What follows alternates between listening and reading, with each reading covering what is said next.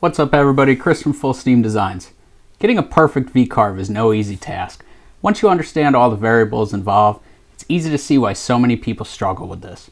Today I'm going to show you the 5 things you need to do to be getting crisp letters, sharp stars, and the best V-carves possible.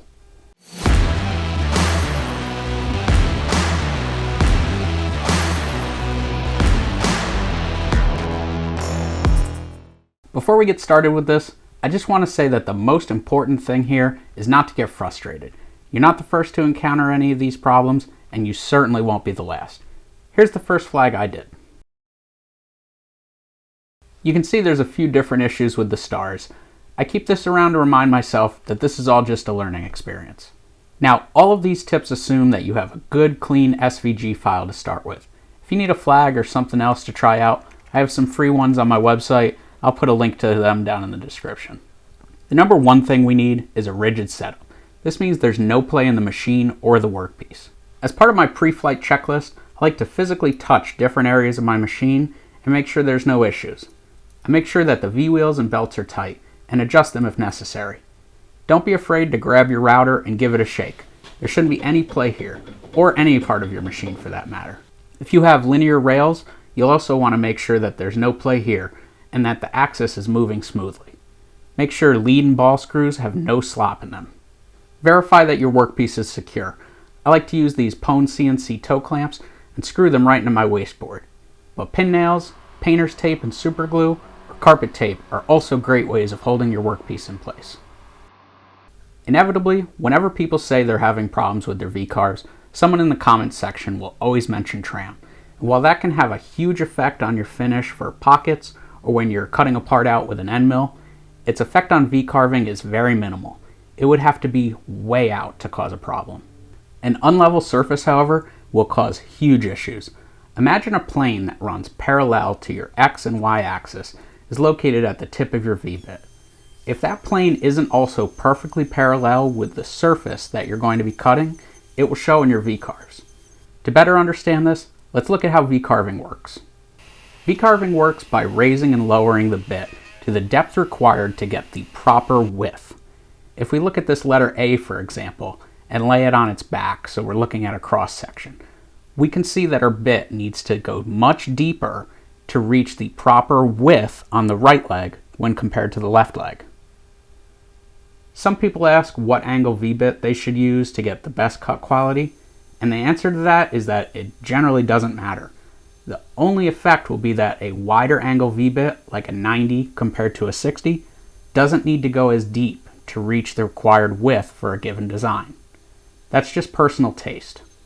Narrower angle bits will, however, be a little more forgiving when it comes to issues with level, and are also better suited for really small text. 9 times out of 10, I use a 60-degree V-bit when it comes to working on smaller signs and flags.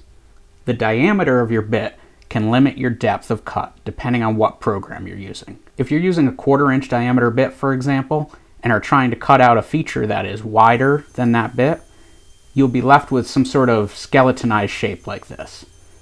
You can ensure that this doesn't happen by using a larger bit, setting a flat bottom depth, or using a program like Carves Maker that will compensate for the diameter and make multiple stepped cuts. Also, don't make the mistake of telling the machine that you're using a 60-degree V-bit when you're actually inserting a 90 into the router, or vice versa. To correct an unlevel work surface, we first want to make sure our machine is set up as square as possible. Then we want to surface our supplemental wasteboard. I have a whole video on how to do this that I'll put a link to in the description. Now that our wasteboard is level, we need to make sure our workpiece is as well. Some people will also surface their workpiece, but that can add a ton of time to a project and is generally not necessary. I use a lot of pine 1x12s for my flags. I've noticed that the overall thickness is relatively even across each piece, but many pieces have a slight bow to them. I correct this by positioning the bow facing down in the center and using clamps to pull the edges flat. Properly setting your Z0 is critical to getting a good V-carve. Too low and you will round off your corners. There's nothing better looking than a star with nice sharp points. I like to set my Z0 with a piece of paper. I lower the bit until the paper just starts to drag. 1 or 2 more clicks at 10 microns should cause it to get pinched and not slide. I usually set my 0 here, but if you prefer, you can leave it to where the paper is just a little loose. Run your V-carve, see how it looks. If it needs to go deeper, lower your Z0 a little and run it again. You can also cheat here a little by setting your Z0 over the area where you will actually be V-carving instead of at one of the corners of your workpiece. That way, if there's any variation in thickness across the surface, it will be less likely to affect your carve. It's important to remember that many programs will allow you to designate where your Z0 is set at either the top or the bottom of the stock. Make sure you're physically setting 0 to where you have it set in the program. Proper feeds and speeds are the key to increasing tool life, reducing cycle times, and most importantly for this topic, improving surface finish. While there are calculators that can help you get close, I found it's best to just experiment. Generally, I've found that I can go considerably faster when V-carving, and most wood seems to respond favorably to that. I've had good luck starting at 100 inch per minute feed rate and around 16,000 RPM. That's the lowest speed my DeWalt router will go. For softer materials such as pine, I've been able to increase my feed rate to 150 inch per minute or more. I run my 60-degree V-bit at 150 thousandths of an inch depth of cut per pass, and my 90-degree at 250 thousandths. Spend some time trying different settings and see what works best for you. Start slow and work your way up. I take full advantage of the on-the-fly feed rate adjustment that many programs offer. Some people prefer to slow their feed rate and take a larger depth of cut. That also seems to work well. The common theme here is taking a more aggressive cut.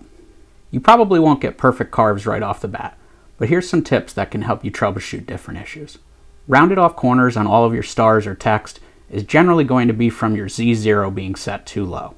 If this happens gradually across the piece, you will probably need to look at an issue with an uneven material thickness, an unlevel wasteboard, or a warped piece of material. Random defects like one point of a star being messed up are likely caused by something being loose.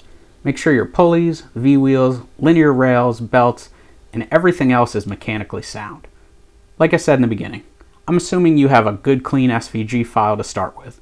If you're not sure, try zooming in on some of the features, or going into a node editing mode.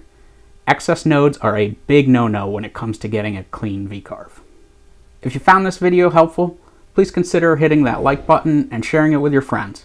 I'd really appreciate it if you left a comment or question below, and if you haven't already done so, please subscribe to my channel. I have a lot of other videos on CNC and making stuff. Thanks for watching, and I'll see everyone over on one of these other videos.